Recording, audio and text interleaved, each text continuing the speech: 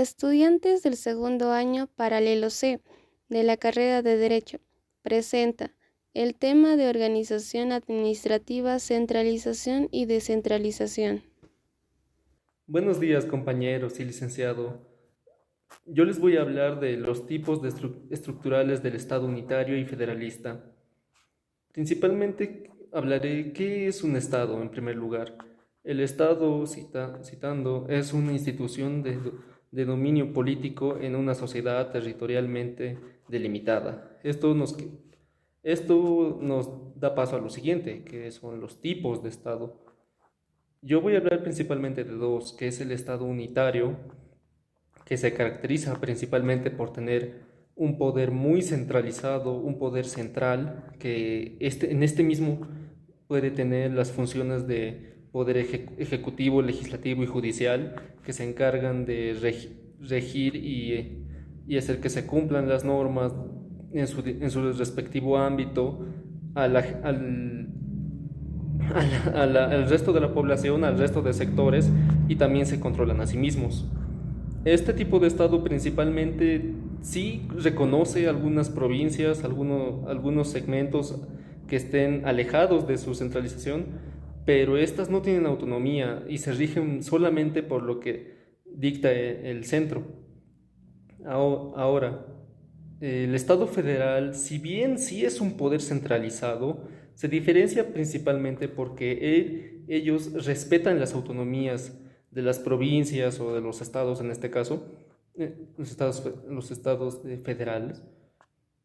Estos, claro, siempre y cuando reconozcan que están por debajo del poder central, por debajo del mismo Estado. En este sentido, ellos pueden regularse y tener sus propias leyes, sus propias normas, siempre y cuando estén subyugadas, por decirlo así, al Estado que tiene el poder central.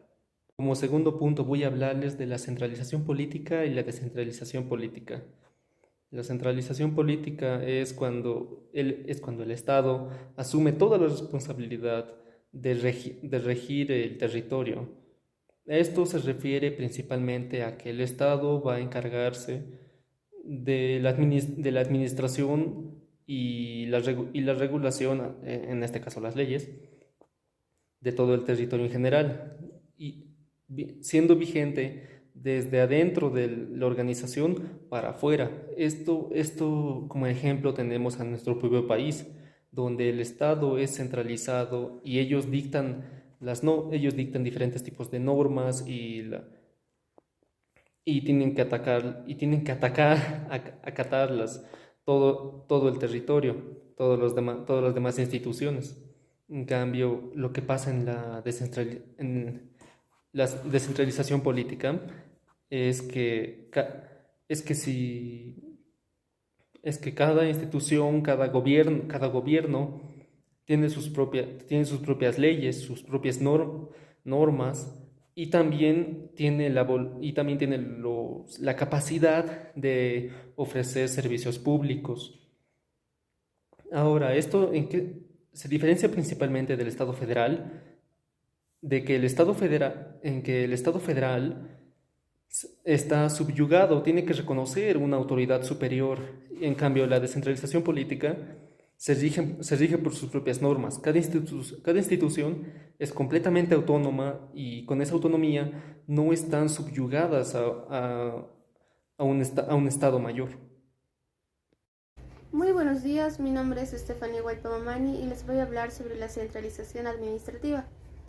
Es cuando el Poder Ejecutivo se reserva el derecho de nombrar a los titulares de los otros órganos nacionales, ya sea regionales y locales. El Ejecutivo administra directamente por medio de sus propios órganos. En el concepto podría decir que se llama centralización administrativa al régimen que establece la subordinación unitaria, coordinada y directa de los órganos administrativos al poder central, bajo los diferentes puntos de vista del nombramiento, ejercicio de las funciones y tutela jurídica, para satisfacer las necesidades públicas. Sus elementos. Existe centralización administrativa cuando concurren los tres elementos siguientes. Primer elemento, la concentración del poder público. El órgano central asume la totalidad del poder público y no lo comparte con ningún otro órgano. Segundo elemento, la concentración en la designación de los agentes de la administración pública, lo que no pueden hacer los órganos regionales ni locales. Y por último, la concentración del poder de decisión, que corresponde al órgano central y a sus dependencias, aun las que afectan a los intereses regionales o locales. Punto número 3. Ventajas y desventajas de la centralización. Las ventajas de la centralización podemos mencionar que las decisiones las toman los administradores, tienen una visión global de la empresa. También podemos decir que quienes toman las decisiones situados en la cima de la organización están generalmente mejor entrenados y preparados que los que se hallan en los niveles bajos. También podemos decir que la eliminación de los esfuerzos duplicados reduce los costos operacionales por tener que disponer de menor cantidad de personal de apoyo repartido en las actividades primarias. Entre las desventajas de la centralización podemos mencionar las decisiones las toman los administradores que están lejos de los hechos. Otra desventaja sería quienes toman las decisiones situados en la cima casi nunca tienen contacto con los trabajadores y con las situaciones involucradas. También podemos decir que las líneas de comunicación más largas producen demoras prolongadas, demora en la toma de decisiones y en la atención a las necesidades de las actividades primarias, porque puede resultar muy onerosa por los costos de un personal que no puede actuar y eventualmente de unos ingresos que se dejan de percibir.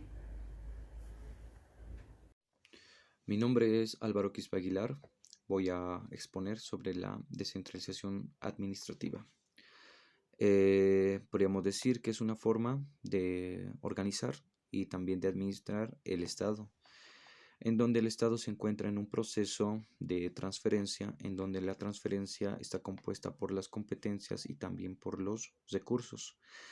También desde el gobierno de las administraciones subnacionales se encuentran un gobierno que incluye también las diversas localidades.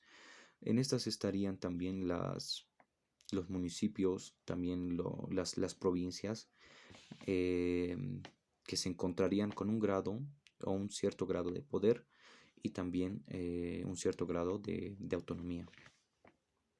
También podríamos decir que la descentralización es un proceso de dispersar o también de extenderse las funciones y los poderes que lo pueden entregar a personas o cosas, que esto está fuera de una ubicación o está fuera de una autoridad central. La descentralización administrativa presenta una serie de ventajas y serie también de desventajas. Y digamos primeramente con las ventajas que serían que quienes toman estas decisiones o quienes ejecutan las decisiones toman la decisión rápidamente sin ningún problema. Quienes toman también las decisiones tienen más información que en lo que está pasando en ese momento o sobre la situación. Entonces, esto libera, ¿no?, una alta dirección, ¿no?, que le da una carga a la toma de decisiones y también los obliga a los administradores de los niveles superiores a poder delegar. También esto proporciona un buen entrenamiento para los mandos medios que se encuentran ahí. Esto también le da un mayor involucralidad, ¿no?, entre las decisiones, que crea una mayor moral y crea también una mayor motivación entre los mandos medios.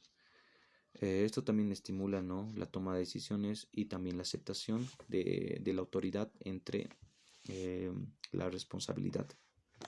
También estaríamos hablando sobre las desventajas, que serían que las desventajas podría presentarse una serie de problemas o no habría una buena coordinación entre los departamentos que se encuentran en el país.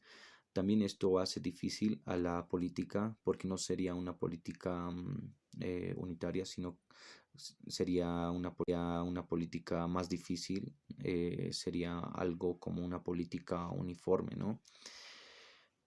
Por otra parte, también las políticas de los procedimientos pueden ser enormemente, podría ser por los departamentos, ¿no? Podría variar, no habría algo exacto, siempre habría una variedad de problemas en los departamentos, ¿no?